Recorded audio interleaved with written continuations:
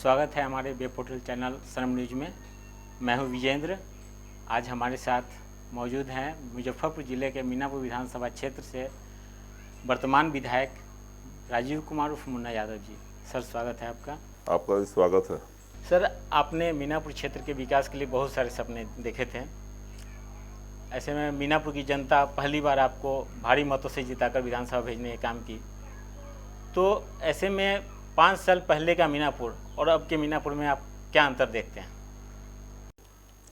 5 साल पहले मीनापुर में जातिवाद चरम पर था। मैं एक जाति को दूसरे जाति से अलग रख करके लोग राजनीति करते थे। अक्सर कुछ न कुछ वारदातें ऐसी होती थी जिससे मीनापुर दहल जाता था और पूरे जिला में इसकी बदनामी होती थी। अब जब चुनाव जीते तो मैं उस समय भी मीडिया के बंधु के साथ हमारी बात हुई तो मैंने कहा था कि मीनापुर में सबसे पहले मैं आपसी भाईचारा कायम करूंगा, और इस 5 साल में मैं इस कोशिश में कामयाब रहा और मीनापुर में हर जाति धर्म के लोगों को एक साथ जो है बैठ करके बात करना, एक साथ रहने का एक अवसर में पैदा किया। और इसका नतीजा हुआ कि यहाँ जातीय तनाव खत्म हुआ। अच्छा, इन 5 सालों में आपको किन किन चुनौतियों का सामना करना पड़ा? चुनौतियां तो बहुत आई और मैं उस चुनौती से घबराया नहीं। मैं कभी अपराधियों से सांठगांठ नहीं रखा। मैं अक्सर बोला करता था कि क्रिमिनल, किडनैपर, बलात्कारी मेरा नहीं हो सकता, क्योंकि मैं वर्कर बन करके यहाँ तक पहुँचा हूँ और 25 साल तक वर्करी किया। हमारा कोई राजनीतिक वजूद नहीं था हमारे परिवार का, न हमारे रिश्तेदारी में था। तो एक साधारण वर्कर जो युवा राजद का अध्यक्ष बन करके विधानसभा पहुँचा है, तो मैं ऐसा वर्कर था कि हम लालू जी के नज़र पर आ गए और लालू जी का आशीर्वाद प्राप्त हुआ। मीनापुर की जनता का सहयोग मिला, आशीर्वाद मिला, जिससे यहाँ आया। न तो इतना अक्सर होता था कभी कहीं क्राइम हो जाए, कहीं कुछ क्रिमिनल वारदात हो जाए, नक्सली वारदात हो जाए, और कुछ सरकारी तंत्र जो है वो काम करना नहीं चाहता।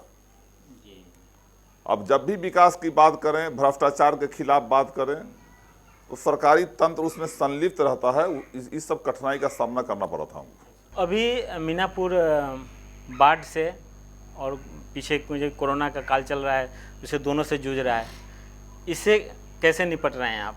देखिए, मीनापुर बाढ़ और कोरोना से ही नहीं जूझ रहा है, बाढ़, कोरोना और एईएस बीमारी से भी जूझ रहा है। हर साल बच्चे हमारे यहाँ के बढ़ते हैं सैकड़ों में। 13 साल से एक चलता आ रहा है, लेकिन इस सरकार में कभी इस पर आज तक जो है सही जांच नहीं हुआ, ना कोई उसका टीका निकला, और आज भी एईएस बीमारी से बच्चे भर्ती हो रहे हैं, मर रहे हैं। हमको याद है कि 22 तारीख को जनता कर्फ्यू लगा था, 23 तारीख को बिहार में लॉकडाउन हुआ और 24 तारीख को पूरे देश में लॉकडाउन हुआ था। 27 मार्च से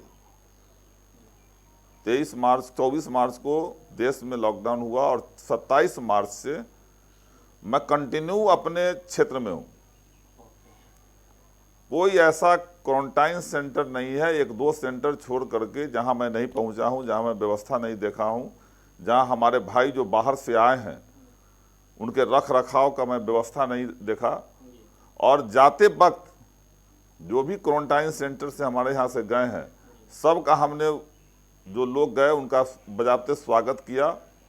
और सरकार के तरफ से तो कोई व्यवस्था था नहीं। जहाँ तक हुआ हम मेहनत करके, जो हमारे पदाधिकारी थे उनसे मेहनत करके जहाँ तक हुआ मैं सुविधा दिलवाया। उसके बीच में बाढ़ आ गया।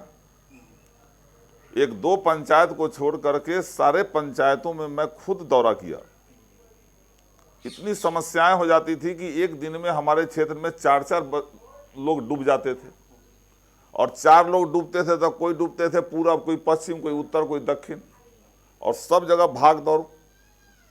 एनडीआरएफ की टीम मंगवाना, सब आदमी को लाश नहीं मिल रहा है वो खोजवाना, सरकारी व्यवस्था कुछ नहीं। अब एक पंचायत में 200 पॉलीथीन दे रहा था, जहां पंचायत के पंचायत जो है बाढ़ में है।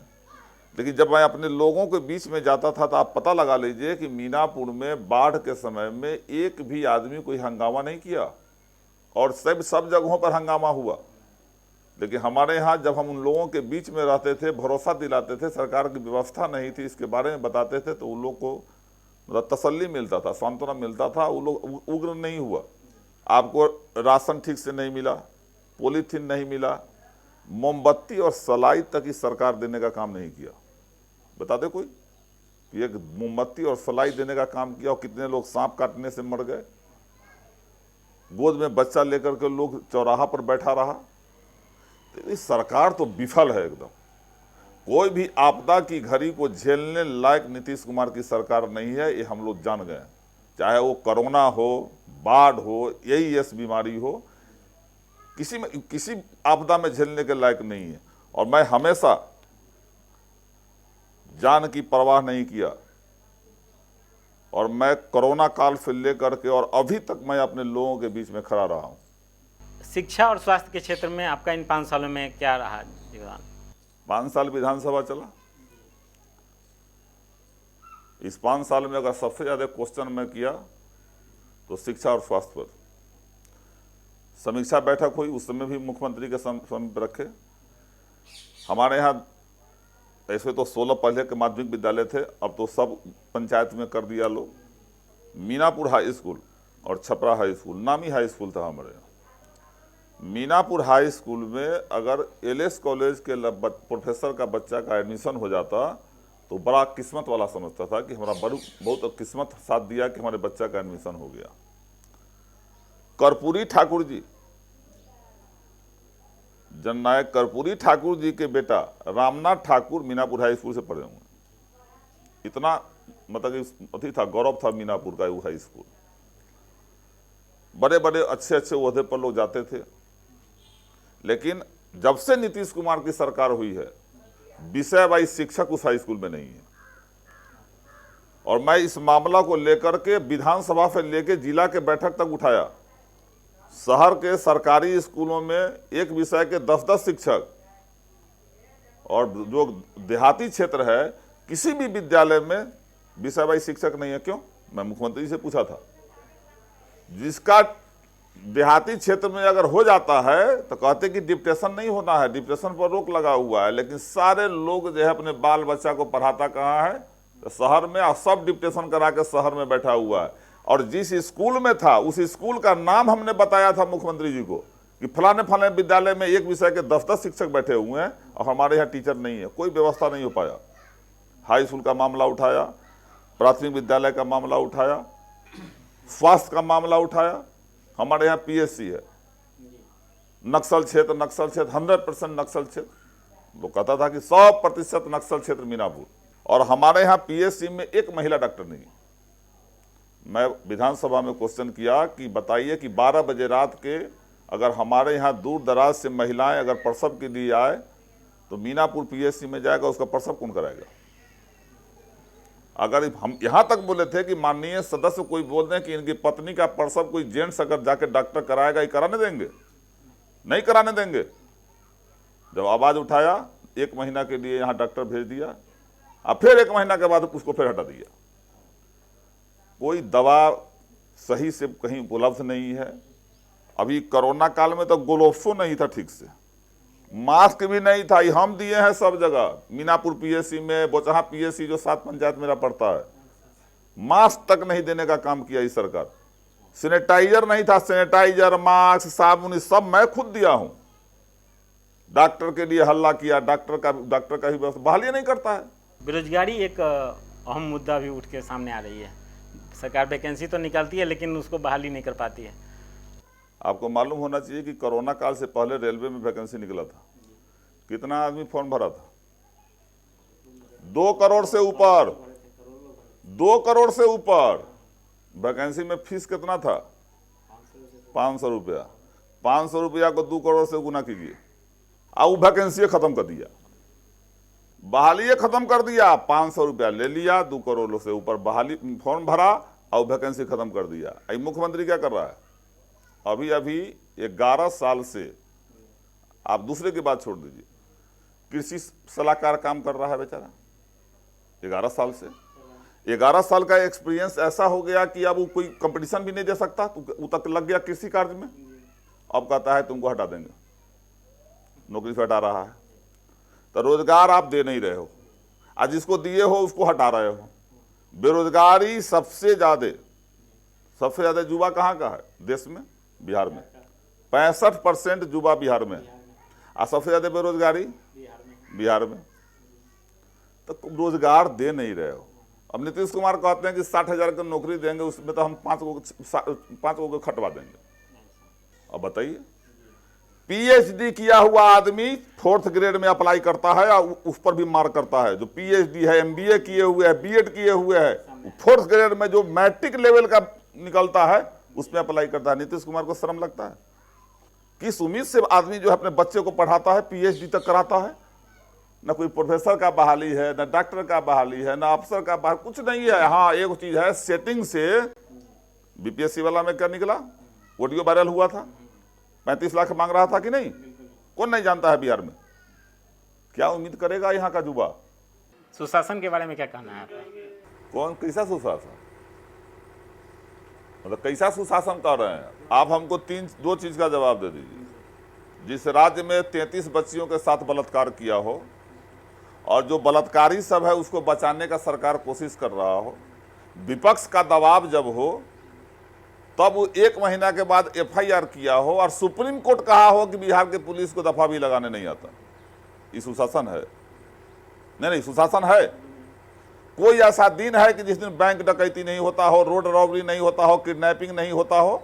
आप क्राइम का ग्राफ देखिए, क्राइम का ग्राफ देखिए, ये कैसा सुशासन है? ऑफिस में भ्रष्टाचार चरम पर, बाहर रोड पर क्राइम चरम पर, पुलिस का दबंगई चरम पर। ये सुशासन है? ये कानून का राज है? इस सब ढकोसला है। नीतीश कुमार आके जनता के बीच में बोले, वर्चुअल रैली पर बोलने से कुछ नहीं होता है। वर्चुअल रैली को जितना लोग पसंद न किया है उससे ज्यादा नकारा है उसको, समझे? सुशासन, जनता त्रस्त है। ऑफिस में जाइए, वहां घूस लीजिए। कोई भी ऐसा ऑफिस है जिसमें घूस नहीं चलता है? बताओ तो हमको, बिना घूस के, बिना चढ़ावा का काम होता हो? और कौन आदमी सुरक्षित है सो बताओ? पूरे बिहार में कहां कौन सुरक्षित है? मुंह से कह दे, मुंह से तो हम कहेंगे क्या, हाँ राम राज्य है। मान लीजिए राम राज है। मोदी जी ना कहते हैं राम राज है, मंदिर बना रहे हैं, पूरा राम राज किए, वहां देश जो है खाली होते जा रहा है। ऐसा जीडीपी ग्रोथ कभी कमा था, खाली होता? वो कहते हैं राम राज है। या जितना बीजेपी वाला से पूछिए तो कहेगा कि हर हर मोदी, घर घर मोदी।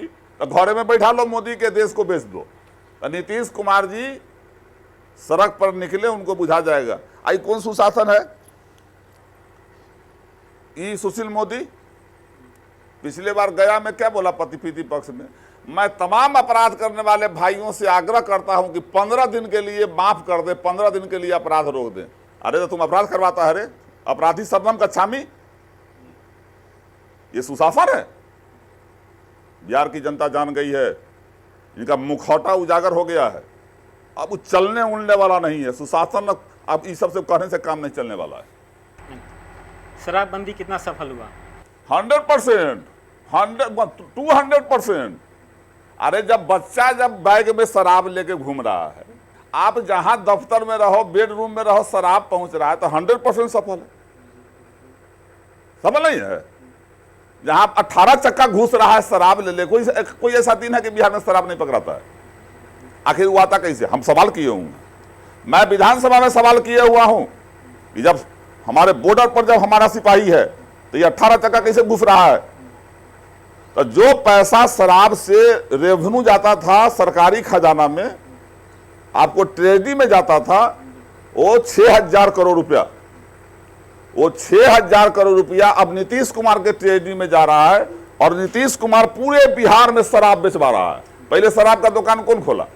गांव गांव, घरे घरे नीतीश कुमार। हमारी सरकार में जिला में 2-4 दुकान हुआ करती थी 15 साल में, और नीतीश कुमार जो है गांव गांव शराब खुलवा दिया। कंपोजिट शराब, डिपोजिट शराब। तो कौन शराब रे भाई? जाते तो बड़ा बड़ा बोर्ड सब देखते हम लोग गांव में। ये कंपोजिट शराब का दाम सुने थे? नीतीश कुमार का कंपोजिट शराब का दुकान खुलवाया हुआ है। तो आप गांव गांव पहले लत लगवा दो, जैसे चरस उरस का सुनते हैं कि लत लग जाएगा तो आदमी बेचैन हो जाता है। आप गांव में चरस फैलवा दो, शराब फैलवा दो, एक बार कहो बंद, इसका मतलब आप चाह रहे हो कि हाँ इसका विस्तार हो, इसका जो कमाई ब्लैक कमाई आवे से हमारे खजाने में जाए। सारा शराब के पैसा जा रहा है नीतीश जी के खजाना में, पहले सरकार के खजाना में जाता था तो विकास का काम होता था। अभी अपना नीतीश जी काम कर रहे हैं, शराबबंदी फेल। बिहार का एक भी आदमी बता दे कि शराबबंदी सही है, लागू है बिहार में? कौन ऐसा जगह है जहां अब मुख्यमंत्री के आवास में शराब मिलता है? दूसरा जगह का एसपी थाना से शराब बिकता है, कौन नहीं जानता है? हम गलत है तो बताए जदयू बीजेपी वाला, बैठे अगर दम है उसमें तो बैठे हमारे सामने में कि थाना से शराब बिकता है कि नहीं बिकता है। शराबबंदी सब नीतीश कुमार का मजाक है, ये कुछ नहीं है।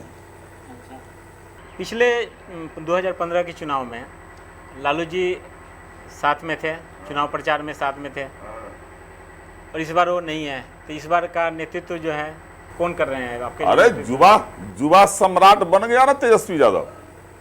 जुबा हाथ में जुबा कप्तानी होगा। बिहार की 65% आबादी जो जुबा है, इस बार संकल्प कर लिया है कि इस बार जुबा का हाथ मजबूत करना है, और मान लिया है। आप जितना है ट्विटर फेसबुक जितना है देखिए तो बिहार में सबसे ज्यादा लोकप्रिय कौन है? तेजस्वी यादव। अरे जुबा आदमी आया है, जुबा सोच नया टेक्नोलॉजी से कैसे आप लोग लिया है? पहले भोंपू बजता था तो अभी बजा रहे हैं। अब नया आदमी बना है, नया बिहार बनेगा, नया तरह से जो है बिहार को चमकाया जाएगा, युवाओं को रोजगार दिया जाएगा, युवा को भरोसा है। और जब युवा संकल्प कर लिया है तो किसी की औकात नहीं है कि तेजस्वी यादव को बनने से रोक देगा। क्या इस बार लालू जी के जो अंदाज है रैली करने का, उनका चुटीला अंदाज जो लोगों को हंसाते भी हैं, वो कमी, उनकी कमी महसूस करेंगे? देखिए लालू जी का कमी तो खलता है हम लोगों को, और हम लोग भी जानते हैं कि लालू जी को इसीलिए रखा गया है अंदर में क्योंकि आज के डेट में इस देश में अगर किसी से डर है नरेंद्र मोदी को तो लालू जी से। बाद बाकी सब उसके शरणम गच्छामी हो गए। सिंगल आदमी लालू यादव है जो सांप्रदायिक ताकत के खिलाफ लड़ रहे हैं, और उसी का नतीजा है कि वो जेल में है। उनकी कमी हम लोगों को हमेशा खलती रहेगी। अगर वो बाहर भी रहते, चुनाव प्रचार में भी नहीं जाते, तो हमको लगता है कि फिजा कुछ और रहता। पिछली बार 80 सीटें आई थी, इस बार कितनी सीटें? इस बार 150। अपन राजद के हम लोग लड़ेंगे 150 सीट पर। सरकार बनाएंगे, बनना तय है। अगर न तय है तो ये सब बेचैनी कहला है ना, देख रहे हैं विरोधी में। हमारे तेजस्वी यादव में क्या बेचैनी है? हमको कोई बतावे कि क्या बेचैनी है? आप लोगों को लग रहा है कोई बेचैनी है? लेकिन उसका समय बेचैनी है। कोई कहता है हम 143 पर खड़ा करेंगे, कोई कहता है हम ये करेंगे, कोई माझी के लेकर डमरू बना जा रहा है, कोई कुछ कर रहा है। एकदम अफरा तफरी मचा हुआ है, अलबल बोलता है। अभी देखिए अभी क्या बोल दिया है लोग। अभी नीतीश जी, अच्छी बात है, दलित महादलित जो समुदाय है हमारा, जो है समाज में अभी सबसे नीचे है, उसको उठाना चाहिए। नौकरी में चाहे कोई चीज में प्रधानता देनी चाहिए। लेकिन ये प्रधानता कैसा है कि मरेगा तभी देंगे। आप ये तय कीजिए कि मैट्रिक पास करेगा तब दे देंगे, ये नहीं बोले मरेगा तब देंगे, मतलब कि मरेगा तभी दीजिएगा। ये सब बेचैनी है ना, समझे? इसलिए सब कोई काम नहीं है। तेजस्वी यादव मुख्यमंत्री बनेंगे। पिछली बार का चुनाव महागठबंधन के तहत लड़े थे, जिसमें कांग्रेस और जेडीयू आपके साथ थी। इस बार जेडीयू तो साथ में नहीं है, तो इस बार का समीकरण कैसे देखते हैं? देखिए 5 साल पहले हमारे यहाँ दूसरा समीकरण था, कास्टिज्म, जातिवाद, और मैं उस जातिवाद को खत्म किया हूँ। नीतीश जी की औकात है तो वो अकेले चुनाव लड़के देख ले, उनको पता चल जाएगा कि कितना वोट मीनापुर में आएगा। और पिछली बार से मैं ज्यादा वोट से जीतूंगा, क्योंकि लोगों में एक भरोसा जगह है कि मुंडा यादव जातिवाद नहीं करता, सबको साथ लेके चलता है। जो भी मेरे साथ आया, मैं किसी का जात नहीं पूछा, जो काम हुआ मैं किया। इसलिए लोगों का भरोसा है हम पर। और एक आदमी कोई कह दे कि किसी से मैं जाति पूछ दिया हूं, मैं जात नहीं पूछता, जात पात के सपोर्ट में मैं नहीं रहता। और मुझे भरोसा है कि मैं पिछली बार से ज्यादा वोट से जीतूंगा। मीनापुर कभी नक्सल प्रभावित क्षेत्र हुआ करता था, उसका दंश झेल चुका है। अच्छा। इसके लिए आपका क्या कदम? नक्सली क्यों होता है? अशिक्षा के कारण भी। शिक्षा के कारण? सरकारी विद्यालय में पूरे बिहार में मैं मुख्यमंत्री जी से आग्रह करूंगा कि आप सर्वे करा लो कि कितने सरकारी कर्मचारी जो चपरासी है उनका बेटा पढ़ता है। सर्वे करा के बताओ, चपरासी का बेटा भी सरकारी स्कूल में नहीं पढ़ता। और कहता बातें छोड़ दीजिए, पदाधिकारी लोग क्या बातें छोड़ दीजिए, शिक्षा का व्यवस्था किए नहीं, रोजगार दोगे नहीं, आदमी भटक गया। जब से मैं विधायक बना हूं, जिस दिन मैं चुनाव जीता था, हमारे मीडिया बंधु हमसे बात किए थे, मैंने वो कहा था उस समय भी कि मेरा पहला कर्तव्य होगा कि मीनापुर पर जो दाग लगा हुआ है नक्सल का, इस दाग को मिटा देना और आपसी भाईचारा कायम करना। मैं पहले भी आपको बोला हूं।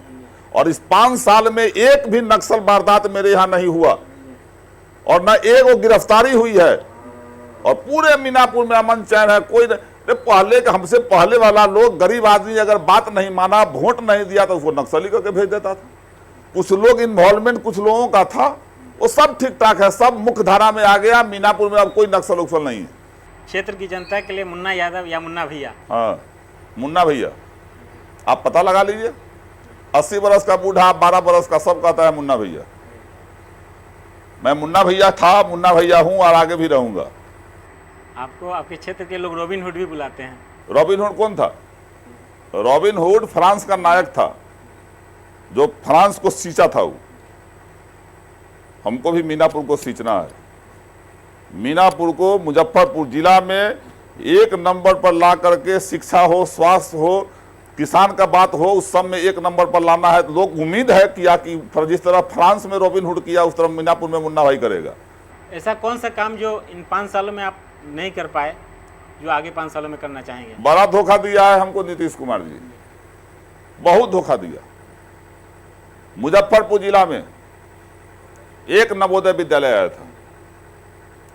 उस समय तत्कालीन डीएम धर्मेंद्र कुमार थे। यहाँ सुरेश शर्मा चाहते थे अपना यहाँ ले जाए, बेबी कुमारी चाहती थी अपना यहाँ ले जाए, मतलब सारे विधायक लोग जो है जोर लगाए।